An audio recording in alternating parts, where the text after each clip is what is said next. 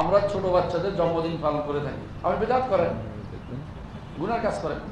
16 দিন বাচ্চাদের জন্মদিন পালন করার কোনো কিছুই নেই। এই জন্মদিন দিনের কি হইল?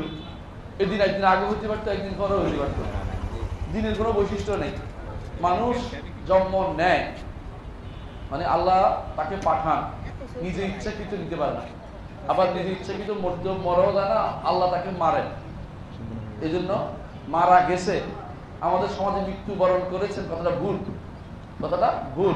জন্মগ্রহণ করেছেন, এটা আরেক ভুল। হ্যাঁ, জন্মেছেন বলবেন, অথবা তার জন্ম হয় বলবেন। এটা আরবি ভাষার অনুবাদ। মা তার অর্থ কি দেখেন আরবিতে? আরবিতে কোনো এটার মধ্যে কি নাই, অ্যাক্টিভ ভয়েস নাই, প্যাসিভ ভয়েস শব্দ উল্লেখ করা হয়েছে, দেখবেন আরবিতে। এই জন্য তুফিয়া, তাওয়াফা নাই, নিজে মরতে পারে না, আল্লাহ তাকে মৃত্যু দিয়েছে বলে।